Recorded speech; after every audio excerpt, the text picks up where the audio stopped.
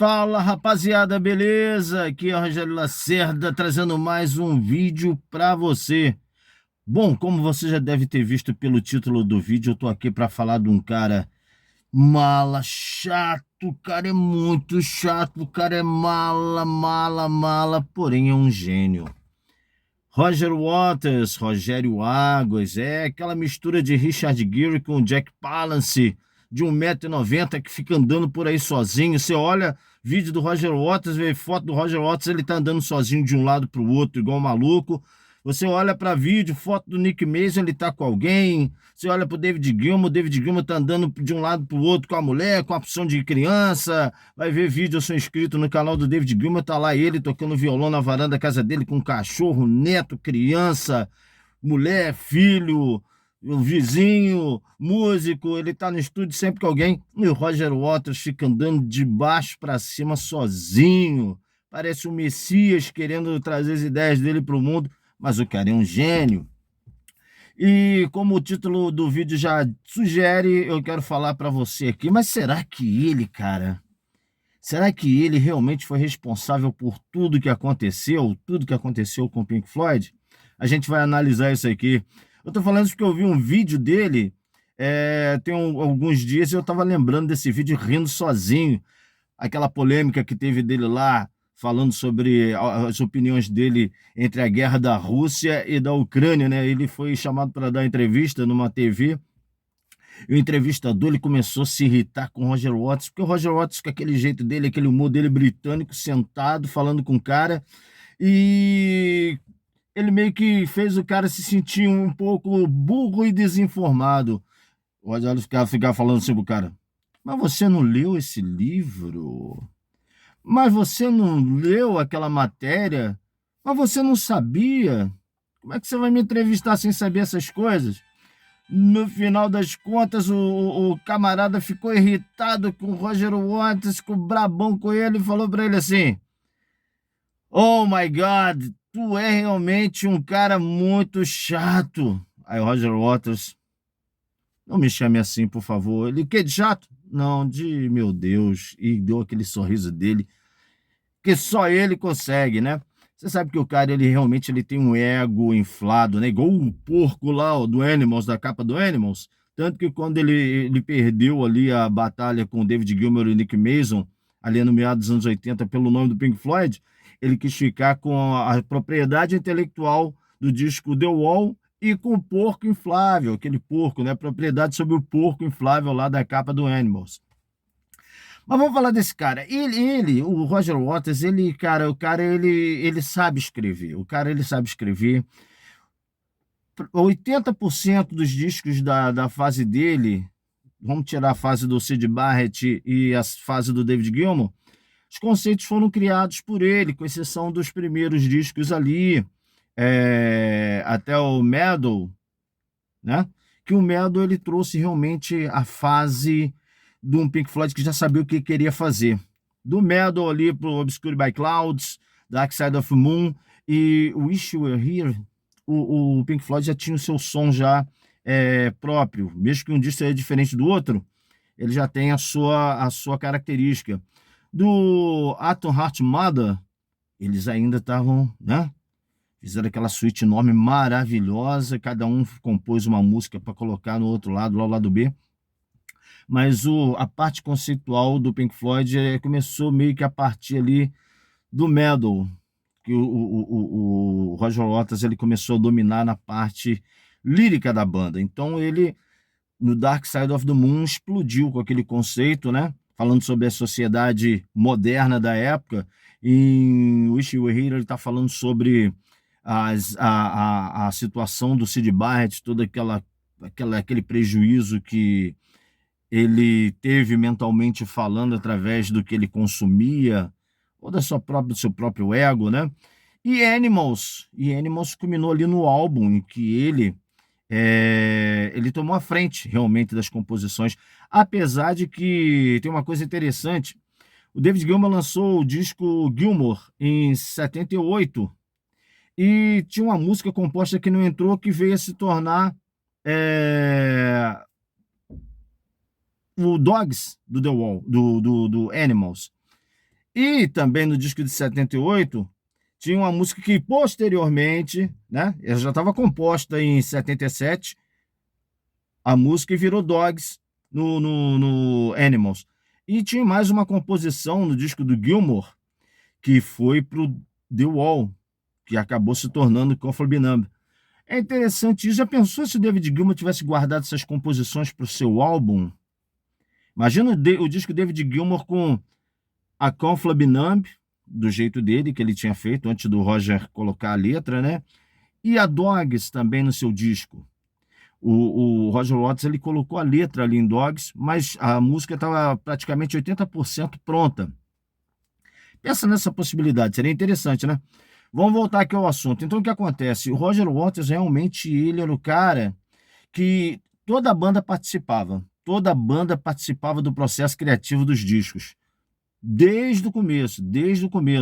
Ali em Metal, todo mundo faz os arranjos, inclusive tá lá a Echoes, né? Que é do David Gilmour com Richard Wright, uma música fantástica, e todas as outras que vieram depois. Você vê no Dark Side of the Moon, os arranjos do Richard Wright. Você vê em Wish You Were Here os arranjos do Richard Wright com David Gilmour, toda a banda participando ali no processo criativo e o Waters participando do processo lírico. Só que depois da gravação do Wish You Were Here, ali em 75, que eles fizeram, que eles montaram, eles não, Roger Waters montou aquele estúdio Britannia Hall para eles gravarem as músicas do próximo disco, que seria Animals. O Richard Wright e o David Gilmour e o Nick Mason foram curtir a fortuna deles, a grana que eles foram ganhando ali a partir do Dark Side of the Moon, que foi uma explosão. O disco teve que montar uma fábrica na Alemanha só para fabricar o Dark Side of the Moon. Então a grana entrou e os caras não querem só trabalhar. Então, depois de 75, de outro êxito que foi o Wish You Were Here, eles começaram a descansar. O Richard Wright indo para a Grécia toda hora, o David Gilmour lá com a sua família, a Ginger na época, e o David Gilmour também ele estava se metendo a procurar novos talentos, inclusive, se você não sabe, a Kate Bush, o David Gilmour viu a fita dela e mandou para a CBS. Ele só não produziu ela na época, porque na época ela tinha de 16 para 17 anos. Então teve que esperar chegar numa idade em que ela pudesse ser lançada. E a CBS fez isso. Quem descobriu a Kate Bush foi o David Gilmour. Então, em Animals, o Roger Waters já começou a dominar um pouco ali a banda. Por quê? Porque enquanto os outros estavam ali gastando suas fortunas, ele vestiu a camisa, ele queria mais, ele queria fazer mais disco. Foi onde ele usou a composição do David Gilmour para fazer a letra de Dogs, baseado no livro lá do George Orwell, A Revolução dos Bichos, e também a música Sheep e a música Pigs, Three Different Ones. Troço ruim de falar, misericórdia. Enfim, mas ali você vê toda a banda, ainda assim, que tem ali a composição predominando para o Roger Waters e as letras para ele. Você vê que os teclados do Richard Wright, os solos de Dog são os mais bonitos, talvez, do David Gilmour. Você vê a banda ali ainda, em Animals. Por mais que eles estivessem em suas férias, em seus projetos solos, estava ali uma parceria da banda. Ali você ainda via a banda ali, em essência, fazendo um som. Lançado o Animals, o David Gilmour foi partir para o seu disco. Ele partiu para o seu disco. Agora eu vou fazer um material meu, já que o Waters lá meio que a composição ficou só a cargo dele, em parte do Animals. Eu vou fazer meu disco. E o Richard Wright também partiu para fazer o seu disco de 78 também. Se eu não me engano, é Wet Dream, o nome do disco do Richard Wright, primeiro disco dele em 78.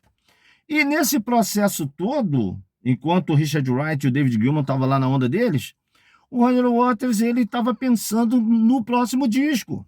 Ele estava com a camisa vestida do Pink Floyd. Então ele tinha dois conceitos. Ele tinha um conceito, de um cara, um caminhoneiro na meia-idade, que dá carona num sonho para uma moça na estrada, e esse conceito se passa durante tantos minutos dentro da duração do disco, né? Ou ele ia gravar um outro conceito. Esse outro conceito falava sobre um rockstar que foi oprimido pela mãe, pela sociedade, pela escola, e que através dos vícios ele acabou entrando numa paranoia e se isolando do mundo através de um muro imaginário. Ele apresentou para o Steve Rourke, que era na época o empresário da banda, e para o David Gilmour. David Gilmour, não, vamos trabalhar com essa parte aí do rockstar.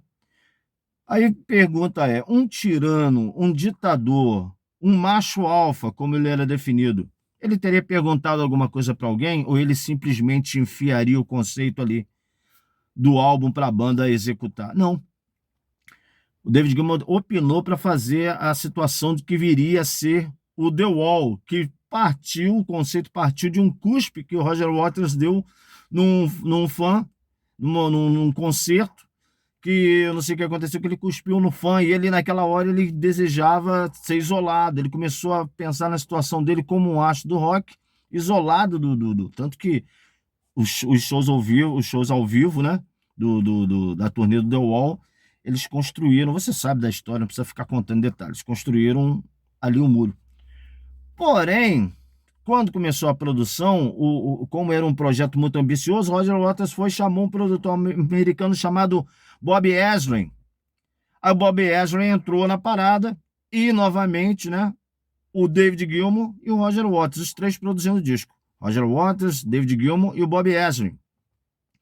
Só que, até então, até o The Wall, a produção dos discos ficavam com o nome Pink Floyd. E todo mundo ganhava igual, só que o Roger Waters não queria mais. Ele queria uma porcentagem, outra para o David Gilmour, outra para o produtor, e o resto, aquela partezinha pequena, ia ser dividida entre o Nick Mason e o Richard Wright. O Richard Wright esqueceu que estava nas férias dele na Grécia, esqueceu que ele estava com os problemas de divórcio, porque ele estava se divorciando, estava numa paranoia muito louca. O Richard Wright falou assim, não, eu quero ser produtor também do disco, quero que meu nome apareça. Aí o que acontece? O Roger Waters chegou e falou assim, cara, mas tu nunca produziu, cara. Tu não vai fazer nada, cara. Tu vai fazer o quê? Não, eu posso. O que aconteceu? O Richard Wright conversou, o Roger Waters conversou com o David Gilmour e com o Bob Ezrin e permitiram então que o Richard Wright entrasse como produtor. Só que eles perceberam que durante a produção do The Wall, o Richard Wright, além de não produzir quase nada nos teclados, a diferença dos teclados do The Wall e do Animals e Wish You Were Here é gritante. Tu não vê quase o teclado do Richard Wright no The Wall. E o Richard Wright não participou do processo criativo. Não tinha mais composição dele. Se você parar para pensar, o Richard Wright antes tinha, era Sea Soul, Paintbox, Remember a Day, Summer of 68, Us and Then, The Great Gig in the Sky, Stay, entre outras músicas que ele compôs em parceria com Syd Barrett e com David Gilmour. Só que ele agora, ele não estava querendo mais nada, ele só queria curtir o dinheiro e resolver o negócio do divórcio dele. Quando perceberam que ele não estava fazendo era nada no estúdio, nem colocar os teclados, o Roger Waters pediu para o empresário Steve Rourke procurar ele e falar para ele que ele tinha que ir para o estúdio para contribuir, senão ele ia ser chutado da banda. O Steve Rourke foi lá falar com ele na Grécia, onde ele estava de férias, e o Richard Wright falou assim pro Steve, manda o Roger Waters e se pá. Aí o Roger Waters foi, pegou e chamou o David Gilmour. Vamos despedir o Richard Wright. Até um comentário do Roger Waters dizendo que na época o David Gilmour também sugeriu de que o Nick Mason fosse mandado embora. E o Roger Waters falou assim, não vou mandar não, Dave, porque o Nick é meu amigo e tal. O Roger Waters conta isso aí. Enfim, não sei se é verdade. E se você for ver o The Wall, cara, não é um disco que tem um conceito do Roger Waters, mas o David Gilmour tá ali, cara, as bases de guitarra in the Fresh, os solos ali de Tin Ice, o solo de Another Break the Wall, o solo de Mother, as participações vocais do David Gilmour, tá tudo lá. Ele tá participando. Não é um álbum solo do Roger Waters, não é um trabalho do Roger Waters. O David Gilmour estava ali participando e produzindo. Só que aí, o que acontece? O Waters aproveitou que ele já estava ali com a mão no conceito das coisas, ele vou gravar um disco solo. Tava rolando lá o problema lá nas Malvinas lá, e ele estava usando esse tema para compor um disco. A gravadora falou: não, esse disco você não vai fazer solo, esse disco tem que ser com o nome do Pink Floyd. E ele já estava com o processo todo encaminhado. O David Gilmour: não, já que vai ser Pink Floyd, eu quero participar mais. O Roger Waters bateu o pé e disse que o conceito já estava pronto. O David Gilmour só conseguiu colocar suas guitarras muito bem colocadas, porque, cara, tu escuta ali a música como The Flat Memorial Home, cara, quando entra o solo do David Gilmour, pelo amor de Deus. The Final Cut, quando entra o solo do David Gilmour, fora tantas outras músicas que tem no The Final Cut, que veio a se tornar um disco do Pink Floyd, quando era para ser um disco do Roger Waters, você vê ali alguma participação do David Gilmour, só que o Roger Waters, até aquele momento, não deixou ele participar tanto, porque ele já tinha na sua cabeça que aquele disco seria um disco solo dele. Então, o David Gilmour participou como pôde. Mas as tensões já estavam grandes demais, ali já estava o Roger Waters achando que ninguém participava, achando que todo mundo era medíocre perante ele, perante as coisas que ele fazia. Realmente, ele era o cara que tinha vestido a camisa, gente. Ele era o cara que tinha vestido a camisa. Tava todo mundo para lá e para cá e ele vestiu a camisa. Ele levou o Pink Floyd para frente. Se não fosse ele, de repente, o Pink Floyd teria acabado ali no Animals, né? Enfim, daí a partir disso ele gravou o disco que ele queria gravar, né? Que ele não gravou porque o David Gilmour não escolheu o tema, que foi o Pros and Cons of Hitchhiking, em 84, e o David Gilmour lançou About Face, também em 84. Só que ali, a divisão dos dois, as duas mentes criativas, trouxe álbuns mornos. Sinceramente, gente, eu sei que o fã xiita do Roger Waters vai dizer: On the Pros and Cons é um clássico. Bicho, não é, bicho, não é. Sabe, esse disco me dá a impressão que cada vez que eu vou ouvir ele, tem quando você tá na beira do mar e vai pular na água para pegar um jacaré? Toda vez que eu vou escutar esse disco, eu pulo, né? Como se estivesse pulando na água para voltar no jacaré e eu tomo um caixote, ao invés de entrar na onda. Porque o disco ele é muito complicado, ele é chatinho, cara. Ele é chatinho, tá lá o Eric Clapton na guitarra. É, mas não dá, deve ter umas 3 faixas ali que dá para tirar, que é... Não vou dizer o nome de uma que eu não lembro. A faixa título e a In Every Stranger Eyes. Essa é legal, essa música é legal. Mas o resto do disco é um saco. É igual o disco do David Gilmour, About Face. É legal, mas não é um descasso. E eles fracassaram em suas turnês ali. Então o que acontece? O David Gilmour pensou em gravar um outro álbum chamando Bob Ezrin, que foi o produtor do The Wall, e a gravadora falou: não, vamos fazer um disco do Pink Floyd. David Gilmour... Aí você vê a diferença do David Gilmour para o Roger Waters. O David Gilmour falou: mas eu não sei se eu posso fazer um disco do Pink Floyd sem o Roger Waters. O estúdio vai fazer. O estúdio escutou até as músicas e achou que não tinha nada a ver, mas aí contratou um monte de compositor de letra para poder ajudar o David Gilmour, porque o David Gilmour ele sempre confessou que ele não era bom para escrever. Ele nunca foi bom para escrever, ele nunca falou que era. David Gilmour David Gilmour é o cara dos arranjos, da produção. É como se o Roger Waters fosse a bala e o David Gilmour a embalagem da bala, entendeu? E o David Gilmour chamou de volta o Richard Wright. Ele ganhou a causa na justiça para ficar com o nome do Pink Floyd junto com o Nick Mason. Mas como o Richard Wright tinha sido despedido ali antes de começar a turnê do The Wall, tinha sido despedido, O Richard Wright só pôde entrar como músico contratado no disco A Momentary Lapse of Reason, que saiu em 87, e o Roger Waters meteu o pau no disco, Só que ele lançou, cara, uma bomba. Perdoe a galera.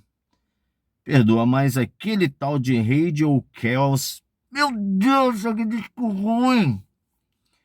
Eu tentei ouvir aquele disco, eu não consegui, cara. Tem alguns clipes, Sunset, não sei o que, e tem uma tal de Radio Waves. Eu não consegui ouvir 2 minutos daquela música. Radio Waves. É muito ruim. E ele ainda foi dizer que a Momentary Lapse of Reason era um lixo. Mas, pelo amor de Deus, um cara que lança Radio Chaos, por mais que poderia ter um conceito interessante sobre o cara que pegava ali as coisas do satélite, papá. O disco é um lixo, cara. O risco. Cá entre nós, já que todos acusam o Momentary Lapse of Reason de ter um som muito anos 80, reverberado, cheio de sintetizador, o que você vai dizer do Radio Chaos, cara? Parece um disco de dance. Entre o Radio Chaos do Roger Waters e o Momentary Lapse of Reason, porra, não tem nem o que pensar, porque o Radio Chaos só conseguiu ouvir uma vez. Momentary Lapse of Reason eu ouço até hoje. Então, o que acontece com esses senhores é que a separação deles deu frutos para uns e para outros, mas a divisão não foi legal. Lançaram depois o David Gilmour com o Richard Wright e o Nick Mason, o Richard Wright já integrado como membro da banda, o Division Bell mais tarde. Vou falar sobre esses discos todos mais para frente. E o Roger Waters lançou depois a Music to the Death. Disco mais ou menos também, muito mais ou menos. E o que acontece? O Roger Waters ele faz turnês com as músicas do Pink Floyd. Por que não faz turnê com as músicas do disco dele? Grandes turnês. Então, fez mal a separação deles? Fez. E vamos seguindo aí. Vou trazer outro vídeo depois para falar mais de Pink Floyd, de Roger Waters, David Gilmour, essa treta que parece que não acaba nunca. Engraçado é que tem uma situação do Live Aid 2005, se eu não me engano, antes da morte do Richard Wright, que o Pink Floyd foi se apresentar lá, a formação clássica, com todos eles, Nick Mason, Roger Waters, David Gilmour e Richard Wright. Porém, nos ensaios, eles já estavam cogitando em de repente voltarem mesmo a banda. Porém, nos ensaios, teve uma hora que o Richard Wright chegou pro Roger Waters e falou assim: Roger, tem um lance que o Guy faz com baixo numa música lá que você poderia fazer igual o Guy Pratt, que foi o baixista que continuou, né, com o Pink Floyd depois que o Roger Waters saiu, que inclusive era genro do Richard Wright. Aí o Richard Wright deu esse toque. Pô, podia pegar e fazer isso assim, né, isso assado, né, com baixo. Aí o Roger Waters chegou pro Richard Wright e falou assim nos ensaios: o que você e o seu genro fazem não me interessa. Aí o Richard Wright olhou pro David Gilmour olhou pro Nick Mason, e eles fizeram aquela cara assim, ó. Dá para voltar a tocar com esse cara?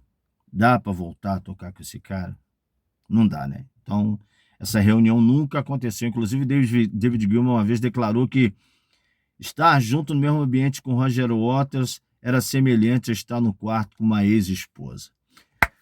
Galera, o vídeo foi esse. Um forte abraço. Você que gosta, tá gostando do conteúdo, dá aquele like. E vamos que vamos. Forte abraço.